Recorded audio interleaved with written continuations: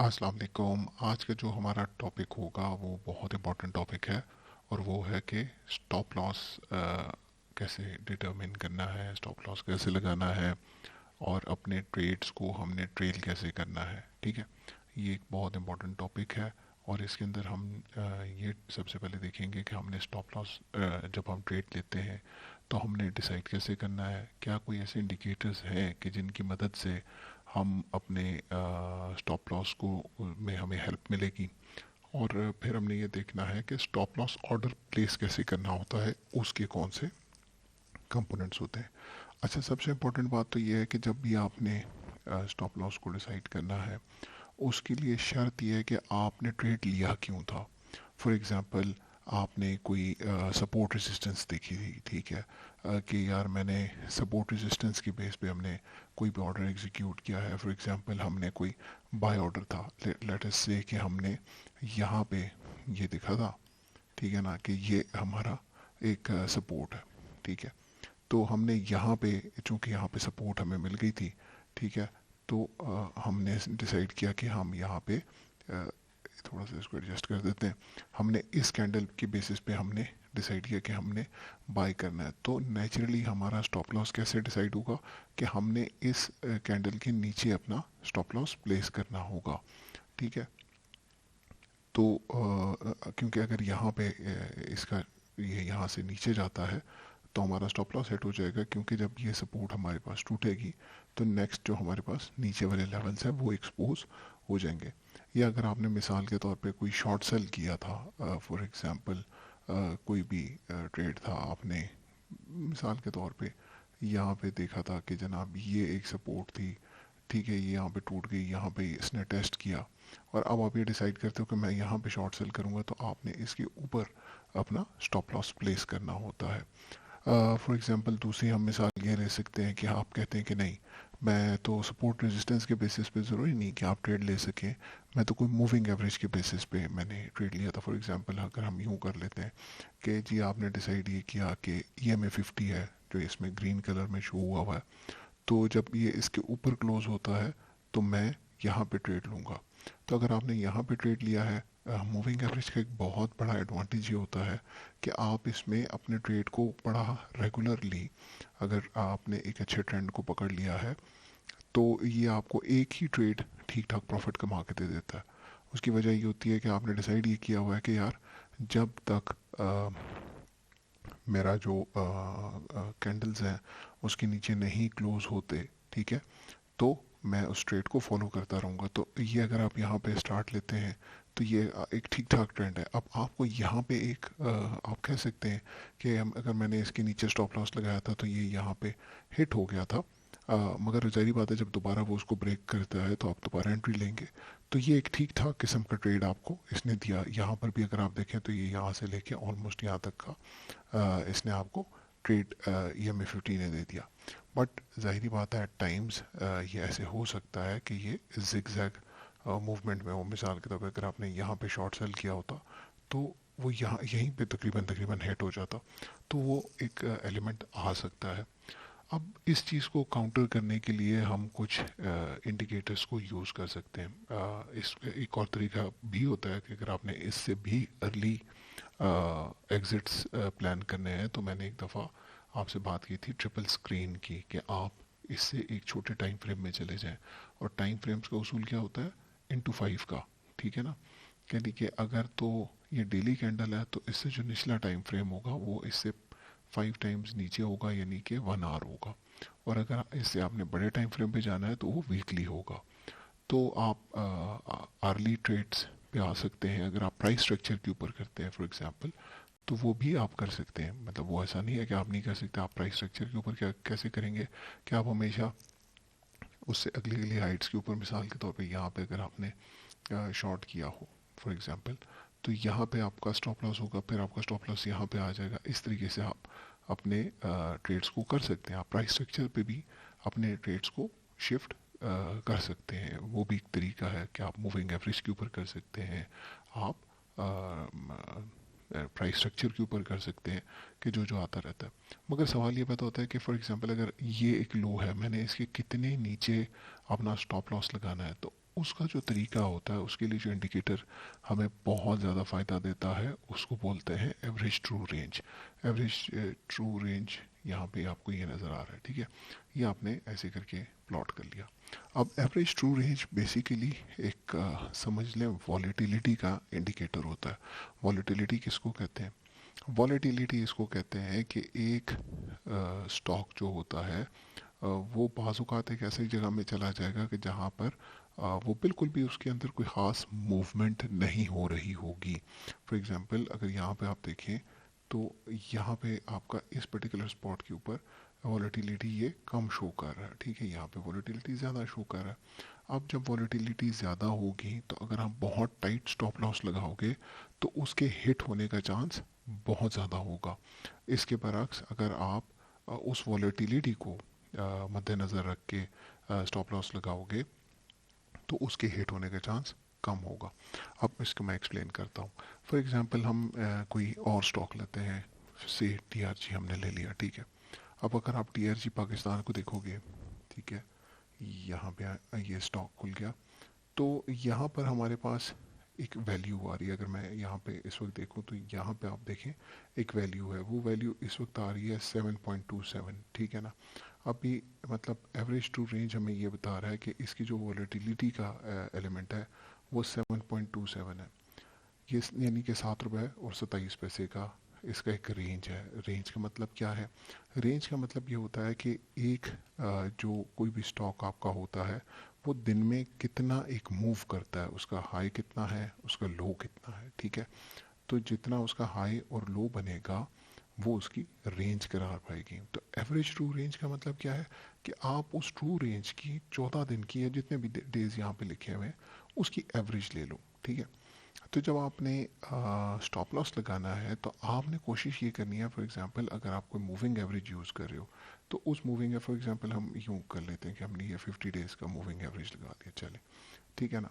तो अब यहाँ पे अगर आप देखोगे इस पर्टिकुलर स्पॉट पे आप देखो तो ये एक मिसाल दे रहा हूँ मैं आपको, ठीक है। यहाँ पे हमारे पास 50 डेज़ का जो मूविंग एवरेज था ये आ रहा था तकरीबन 119 रुपीज़ पे, ठीक है। अब 119 रुपीज़ पे हमारा ये EMA 50 पड़ा हुआ था, ठीक है। और इस वक्त एवरेज ट्रू रेंज कितनी थी? तकरीबन 8 रुपीज़ और 70 पैसा, यानी तकरीबन 9 रुपये कर लें, ठीक है। तो आपका स्टॉप लॉस इस दिन आपने ये नहीं करना था कि इस जगह पे आप ये करें कि आप बिल्कुल इसके नीचे लगा दें, ठीक है। अगर आप इस 119 रुपये पे EMA 50 खड़ा है और आप 118 रुपये पे लगा दें, ठीक है, तो वो तो कंफर्म आपका हिट होगा, क्योंकि उस दिन अगर आप देखेंगे तो 111 रुपये का इसने तकरीबन लो लगाया था, ठीक है। तो हिट हो जाएगा। तो उसका तरीका ये होता है कि आप तकरीबन 1.5 ATR को इसमें से माइनस कर लें, यानी कि तकरीबन ये 9 रुपये बनते हैं ना, तो तकरीबन 12-13 रुपये आप EMA 50 में से माइनस करें तो आपके जो भी प्राइस आती है, मिसाल के तौर पे 107-108 रुपये आती है, तो आपने उसके मुताबिक अपना स्टॉप लॉस लगाना है। आपने इसके एन नीचे नहीं लगाना, क्योंकि इसकी ये बहुत वॉलेटाइल स्टॉक है, बहुत तेज़ी से मूव करता है, और जब वो इतना तेज़ी के साथ मूव करेगा तो आपके स्टॉप को लाजमन वो हिट कर लेगा, तो उसका फ़ायदा नहीं रहेगा हमें, ठीक है। हाँ, अगेन मैं वही वाली बात करूँगा कि अगर आपने अच्छी एग्जिट स्ट्रेटजी प्लान करनी हो तो उसका एक तरीका ये होगा कि आप शॉर्टर टाइम फ्रेम पे जाके एग्जिट प्लान करें, क्योंकि अगर आपने मिसाल के तौर पे यहाँ से एक प्लान लिया हुआ है तो आप यहाँ पे तकरीबन 140 रुपये पे क्यों ना एग्जिट लेने की प्लानिंग करें। तो जब भी आपने एग्जिट स्ट्रेटजी में जाना है तो उसके लिए कोशिश करें कि आप वन टाइम फ्रेम लोअर पे जाके सर्च किया करें। बट फॉर एग्जांपल अगर आप बिज़ी हैं, आप नहीं फॉलो कर पा रहे और आप इस तरह से लॉन्ग टर्म देखते हैं कि चलो मैं डेली क्लोजिंग पे देखा करूँगा, तो उसका भी तरीका फिर आपके पास ये होता है कि आपने एन इसके नीचे नहीं लगाना। ATR की मदद से आप देख लें कि यहाँ पे क्या वैल्यू आ रही है। फॉर एग्जांपल अगर आप देखें, ठीक है ना, अभी यहाँ पे आपके पास ATR की वैल्यू थी तकरीबन 2.83, यानी 2 रुपये और 80 पैसे। तो यहाँ पे अगर आपने स्टॉप लॉस लगाना था तो आपने तकरीबन 3-4 रुपये के हिसाब से लगाना था, मतलब स्टॉप लॉस, ठीक है। मगर जब वॉलेटिलिटी बढ़ जाती है, अब मिसाल के तौर पे यहाँ पे अगर आप देखें तो ये जो स्पॉट पे हम बात करें तो वहाँ पे तकरीबन 11 रुपये की वॉलेटिलिटी आ गई है। तो आप एटीआर जो है ना, इसको बेसिकली यूज़ करते हैं, और अगर तो आपने बाय ट्रेड लिया हुआ है तो आप उसको मूविंग एवरेज में से माइनस करेंगे, और अगर आपने शॉर्ट सेल किया हुआ है तो उसको ऐड करेंगे अपने उस पर्टिकुलर स्टॉक के साथ। तो एवरेज ट्रू रेंज हमें बहुत ज़्यादा इस मामले में हेल्प करता है। यानी अगर ये KC 100 इंडेक्स है, ठीक है, तो यहाँ पे अगर हम देखें इन पर्टिकुलर स्पॉट्स पे, तो ये ज़ाहिर बात है KC 100 इंडेक्स तो थाउजेंड्स में है, तो इसका ATR भी 684 बन रहा है।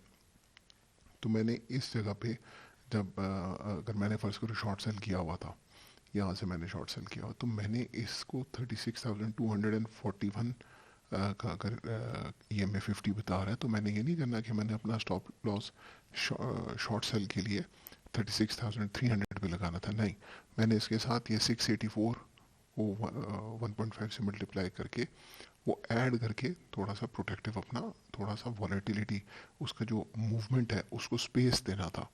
तो ATR हमें सबसे ज़्यादा इसमें हेल्प करता है। याद रखें, मार्केट के अंदर प्रॉफिट आपके कंट्रोल में नहीं है, स्टॉप अपना लॉस आपके कंट्रोल में है। तो एक लॉस की स्ट्रेटेजी कवर करने के लिए आपने हमेशा रखनी है।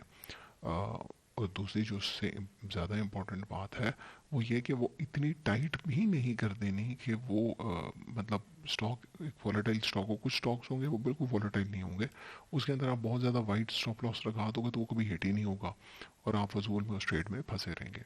तो एवरेज ट्रू रेंज हमारे पास एक इंडिकेटर है कि जो हमें स्टॉप लॉस में हेल्प करता है। इसके अलावा हमारे पास कुछ इंडिकेटर्स ऐसे भी हैं कि जो बनाए ही इस मकसद से गए हैं कि उनकी मदद से आप स्टॉप लॉस को डिटरमिन कर सकें। फॉर एग्जांपल एक स्टॉप लॉस के लिए आपके पास एक मिलता है, इसी ट्रेडिंग व्यू के ऊपर पड़ा हुआ है, इसको कहते हैं चैंडे क्रॉल स्टॉप, ठीक है। अब ये जो चैंडे क्रॉल स्टॉप है, इसके अंदर बेसिकली ATR को ही यूज़ किया गया, ये याद रखिएगा कि जो ATR अभी हमने डिस्कस किया है उसी ATR को यूज़ करके ये आपको बताता है। अब इसका रूल बड़ा सिंपल सा है कि अगर तो आप शॉर्ट सेल करके बैठे हुए हैं, ठीक है ना, तो आपने इसका जो ऑरेंज कलर है इसको as a stop loss use करना होता है।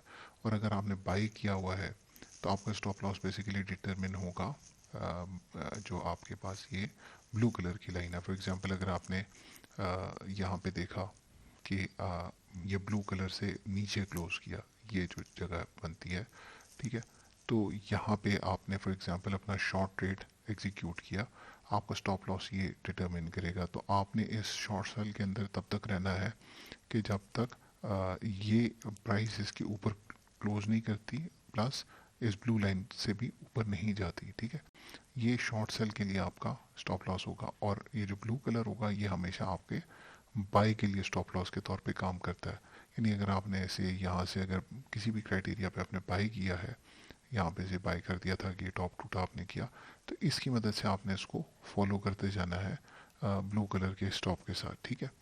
तो ये चैंडे क्रॉल स्टॉप को भी आप यूज़ कर सकते हैं अगर आप स्टॉप लॉस के लिए करना चाहते हैं। बहुत ज़्यादा स्ट्रेटजीज नहीं करनी। अगर फॉर एग्जांपल आपने अपना जो बाई ट्रेड एग्जीक्यूट किया है वो आपने मूविंग एवरेज के ऊपर किया है, तो मैं आपको यही रिकमेंड करूँगा कि आप उसी मूविंग एवरेज को फॉलो करो विद ATR, कि आप 1.5 ATR below that moving average अपना स्टॉप लॉस प्लेस कर दिया करें, ठीक है। बट फॉर एग्जांपल आपने अगर कोई भी ट्रेड इस तरह से लिया है कि आपने कोई ट्रेंड लाइन मिसाल के तौर पे लगाया था, या कोई पैटर्न की मदद से आपने ट्रेड को एग्जीक्यूट किया था, या स्टॉप सपोर्ट एंड रेजिस्टेंस के बेसिस पे किया था, तो उसके अंदर ये आपको थोड़ा बहुत हेल्प कर लेते हैं। चैंडिंग क्रॉल स्टॉप के अलावा दूसरा जो इंडिकेटर आप यूज़ कर सकते हैं वो सुपर ट्रेंड के नाम से इसी के ऊपर बैठा हुआ है, इसी इसी इंडिकेटर्स में मौजूद है। सुपर ट्रेंड का जो सबसे बड़ा प्रॉब्लम आता है ना, बेसिकली ये भी ATR बेस पे ही है, ठीक है। और ATR में जो इसने 3 का डिजिट लिखा होता है, ये बेसिकली 3 टाइम्स, जैसे मैंने आपसे कहा था कि 1.5 टाइम्स ATR आप रखें, तो इन्होंने 3 टाइम्स रखा होता है। 10 का मतलब ये होता है कि 10 डेज का जो ये ATR को देख रहा होता है, ठीक है। तो आप इसमें इसका बेसिक फ़ायदा आपको तब बहुत अच्छा फ़ायदा होता है कि अगर तो आपकी जो मार्केट है वो ट्रेंडिंग हो, ठीक है ना। मिसाल के तौर पे ट्रेंड वाइज अगर आप देखें, इसमें ये दो लाइंस हैं, ये ग्रीन कलर की है और एक रेड कलर की है। अगर ये रेड कलर अपीयर हो जाता है तो ये शॉर्ट सेल करने का सिग्नल होता है, यह कि आप अपना एग्जिट ले लें, ठीक है। तो अगर आप ये देखेंगे तो आपको ये बड़ा एक ज़बरदस्त किस्म की ट्रेड लगेगी कि यार इसने तो बड़ा ज़बरदस्त हमें लेके गया है, ठीक है ना, और यहाँ पे इसने बड़ा ज़बरदस्त हमें किया। मगर ये बाजू का जैसे ही मार्केट रेंज बाउंड होगी ना, तो सुपर ट्रेंड बिल्कुल भी काम नहीं करेगा, ठीक है। तो वैसे भी साइडवेज मार्केट में बहुत ज़्यादा ट्रेडिंग नहीं करनी चाहिए। फॉर एग्जांपल अगर आप यहाँ देखें, अब इसने यहाँ पे तो आपको एक बाई सिग्नल जनरेट कर दिया था, आपने अगर बाई किया तो इसने यहाँ तक आपको एक ठीक ठाक प्रॉफिट दे दिया। मगर यहाँ पे जब इसने शॉर्ट सेल सिग्नल इनिशिएट किया तो ऑलमोस्ट यहीं पे इसने आपसे एग्जिट भी करवा लिया, ठीक है। ना प्रॉफिट हुआ ना लॉस हुआ। यहाँ से इसने आपसे बाई करवाया तो यहाँ पे इसने आपसे एग्जिट करवा लिया। तो ये बिल्कुल साथ साथ एक कंफ्यूजिंग सी एक चीज़ बन जाती है। आप इसको मज़ीद टाइट कर सकते हैं, यहाँ पे जाके अगर आप ATR को का जो फैक्टर है इसको से आप 2 पे ले आएंगे तो ये और भी टाइट हो जाएगी। और अगर आप इसको से 5 पे ले जाएंगे और ज़्यादा मल्टीपल यूज़ करेंगे तो ज़्यादा वाइड हो जाएगी। बट उसके अंदर डेफिनेटली वही वाला प्रॉब्लम आपके पास फिर भी आएगा कि उतना ही ये आपको प्रॉफिट मार्जिन आपका कम करता जाएगा। तो ये एक दूसरा इंडिकेटर है। फिर तीसरा हमारे पास एक आता है पैराबोलिक सार के नाम से, ये स्टॉप एंड रिवर्स के नाम से आता है। इसका रूल ये होता है कि ये इसी तरह के डॉट्स अपीयर होते हैं। अगर तो डॉट्स आपके नीचे से अपीयर हो रहे हैं, ये डॉट्स हैं, ठीक है, तो ये एक बाय सिग्नल है कि आप यू शुड गो लॉन्ग, ठीक है। और अगर ऊपर से आता है तो दिस के आप यू शुड गो शॉर्ट। तो जैसे ही ये अपना डायरेक्शन चेंज करता है तो आप अपना ट्रेड भी रिवर्स करना शुरू कर देते हैं। As compare to these two ये बिल्कुल भी कोई ख़ास आपको हेल्प आउट नहीं करता जनरली, ठीक है। तो अगर तो आपने कोई मूविंग एवरेज यूज़ किया हुआ है तो वही वाली बात है कि आप अपने मूविंग एवरेज को यूज़ कर लें। अगर आपने मूविंग एवरेज नहीं किया हुआ तो आप ये चैंडिग्राउंड स्टॉप या सुपर ट्रेंड को यूज़ कर सकते हैं, ठीक है। स्ट्रेटजी मैंने आपको मतलब पहले भी बता दिया है कि उसका क्या तरीका है। तरीका बड़ा सिंपल है कि अगर आपने शॉर्ट सेल किया हुआ है तो आपने इस रेड लाइन को फॉलो करते रहना है। और अगर आपने बाय ट्रेड इनिशिएट की हुई है on the basis of price structure, ठीक है, तो आप इसको करें। बहुत ज़्यादा इसके ऊपर आप रिलाय नहीं करते होते, बट उसूल वही है कि जिस वजह से आपने ट्रेड लिया है उस रीज़न को आपने सामने रखना है। बेसिकली जब आप इस तरह से फॉलो कर रहे होते हो ना, फिर ये अब स्टॉप लॉस नहीं होता, फिर ये आप कह सकते हैं कि ये आपका एक ट्रेलिंग स्टॉप है। ट्रेलिंग का मतलब कि आपने इसे बाय किया यहाँ पे, ठीक है ना, तो बजाय इसके कि मैंने यहाँ पे अपना स्टॉप लॉस लगाया हुआ है और मैं यहाँ पे तो नहीं ना इतने प्रॉफिट्स को तो मैं मिस नहीं करने दूंगा, तो मैंने उसको ज़री बात है ट्रेल तो करना है कि अब मैं कहाँ पे अपना स्टॉप लॉस लगाऊँ, अच्छा यहाँ लगाऊँ, यहाँ लगाऊँ, यहाँ लगाऊँ। तो ये एक आपके पास चंद इंडिकेटर्स हैं जिनको आप यूज़ कर सकते हैं। अच्छा, अब जब भी हम मार्केट में ना ऑर्डर प्लेस करते हैं, कोई भी ऑर्डर हो, चाहे वो बाय करने का ऑर्डर हो चाहे वो सेल करने का ऑर्डर हो, तो उसके जनरली 3 टाइप्स होते हैं जो ऑर्डर्स हम प्लेस कर सकते हैं, ठीक है। एक हमारे पास आता है जिसको हम बोलते हैं मार्केट ऑर्डर, एक को बोलते हैं लिमिट ऑर्डर और एक को बोलते हैं स्टॉप लॉस ऑर्डर। अब मार्केट ऑर्डर ये है कि फॉर एग्जांपल आपके पास कोई स्टॉक पड़ा हुआ है और आप उसको सेल करना चाहते हैं, ठीक है। तो आप जैसे ही कहेंगे कि यार मेरे पास 1000 शेयर पड़े हुए हैं, इसको मार्केट ऑर्डर पे बेच दें, तो उस वक्त जो भी मार्केट के अंदर बंदा ऑर्डर लगा के बैठा हुआ है, आपका स्टॉक उधर ही बिक जाएगा, ठीक है ना, उसको बिक जाएगा। अब फर्ज कीजिए जिस वक्त आपने देखा कि जी मार्केट में तो बड़ा अच्छा ऑर्डर है 110 रुपये पे, मैं मार्केट ऑर्डर पे बेच देता हूँ। आपने जैसे ही ऑर्डर लगाया, वो 110 वाले ने अपना ऑर्डर कैंसिल किया और उस वक्त से मिसाल के तौर पे 102 रुपीज़ का एक ऑर्डर था, बायर खड़ा था, तो आपका ऑर्डर उधर ही 102 वाले को बिक जाएगा। तो मार्केट ऑर्डर्स जनरली आपको नहीं लगाने चाहिए। मार्केट ऑर्डर में आपका बिल्कुल भी कंट्रोल नहीं होता, कुछ भी हो सकता है आपके साथ, तो जनरली लिमिट ऑर्डर लगाना चाहिए। अब लिमिट ऑर्डर क्या होता है? लिमिट ऑर्डर ये होता है कि आप बेचना चाह रहे हैं, तो आप बता दें कि आप कितने में बेचना चाहते हैं। आप कहते हैं जी मैंने 106 पे बेचना है, ठीक है। अब इसका फ़ायदा ये है कि जब भी ये स्टॉक बिकेगा तो आपकी मर्ज़ी की प्राइस पे बिकेगा, मगर इसका नुकसान ये है कि अगर आपने 106 रुपये पे कहा कि जी मैंने बेचना है मगर ख़रीदने वाला 103 रुपये से ऊपर नहीं गया तो आपका स्टॉक नहीं बिकेगा। मार्केट ऑर्डर का सबसे बड़ा फ़ायदा ये होता है कि आपकी चीज़ बिक जाएगी। हाँ, अब कितने में बिकी ये एक अलग बात। लिमिट ऑर्डर का फ़ायदा ये है कि जब बिकेगी तो आपके मर्ज़ी के प्राइस पे बिकेगी। मगर सवाल ये पैदा होता है कि स्टॉप लॉस ऑर्डर क्या होता है, ये कैसे काम करता है। आप यूँ मिसाल ले लें कि अगर फ़र्ज़ कीजिए मार्केट के अंदर कोई स्टॉक है इस वक्त, ठीक है, और वो ट्रेड हो रहा है 105 रुपये पे, ठीक है। अब जो सेलर है वो कहता है जी मैंने 105 रुपये पे बेचना है, मगर जो बायर है आपके पास वो कहते हैं कि नहीं जनाब मैंने तो 103 रुपये पे ख़रीदना है, ठीक है ना। अब ये दोनों आपस में लगे हुए हैं, ठीक है। तो अब ये जो 105 रुपये है ये क्या है, ये है आपका लिमिट ऑर्डर, ठीक है, सेलर का लिमिट ऑर्डर है। और अगर वो मार्केट ऑर्डर इस दौरान कोई भी आके देगा तो वो 103 पे बिक जाएगा, सेल के लिए मैं बात कर रहा हूँ। अब आपके पास ये स्टॉक पड़ा हुआ है और जैसे मैंने आपसे कहा कि मिसाल के तौर पे आपने ये चैंटे क्रॉल स्टॉप लगाया हुआ है और आप इसको फॉलो कर रहे हो, ठीक है ना। आप यहाँ पे हो, ठीक है, इस पर्टिकुलर स्पॉट पे हो और आप ये चाह रहे हो कि मैं इसके नीचे अपना स्टॉप लॉस लगाऊं। अब इस पर्टिकुलर दिन पे अगर हम देखें तो मार्केट क्लोज हो रही थी जनाब 46,458 के ऊपर, ठीक है, 46,200 कर लें चलें फॉर एग्जांपल, ठीक है ना। और जो हमारी ब्लू लाइन है वो थी जनाब 45,200 पे, तकरीबन 1000 पॉइंट नीचे थी, ठीक है ना। तो अब वही वाली बात अगर हम यहाँ पे देखेंगे, फॉर एग्जांपल आप इसके अंदर कोई और स्टॉक भी लगा सकते हैं जो हंड्रेड्स में हो, तो वो ये ब्लू लाइन तो नीचे होगी। ये ब्लू लाइन फॉर एग्जांपल आपकी है 99 रुपीज़ पे, ठीक है। आपने अब ऑर्डर प्लेस करना है 99 रुपीज़ का। अब मसला क्या बनेगा, अगर आप लिमिट ऑर्डर लगाओगे 99 रुपीज़ का तो वो उधर ही बिक जाएगा, इसलिए कि ये था हमारा सेलर, ठीक है,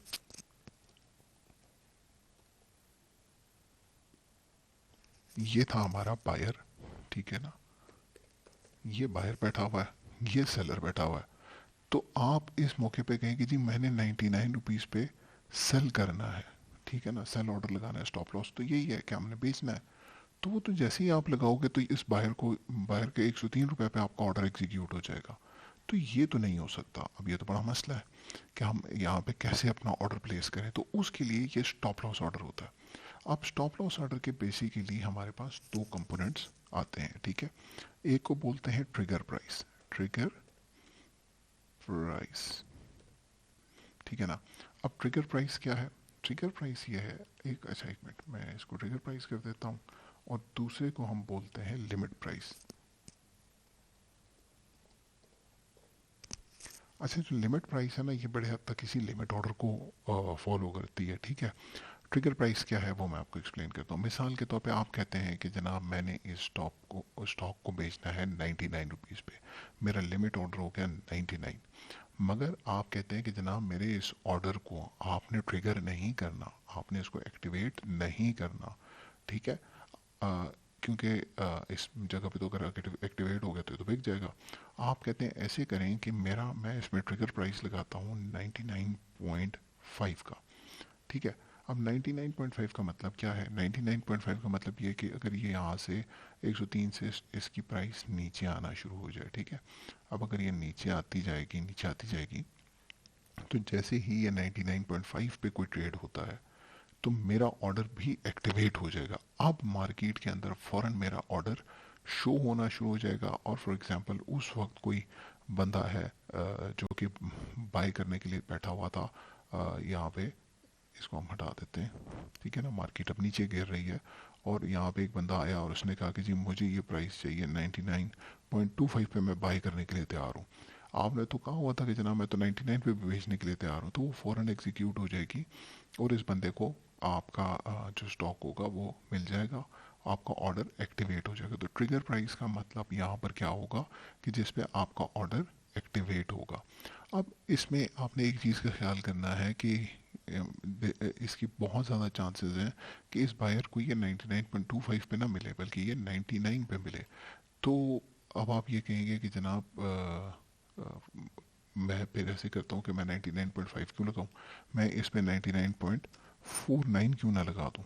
आप ये कर सकते हैं कि 99.49 लगाएं, मगर इसमें प्रॉब्लम ये आएगा कि फॉर एग्जांपल जो एक बायर था उसने ट्रेड किया 99.6 रुपीज़ पे, ठीक है।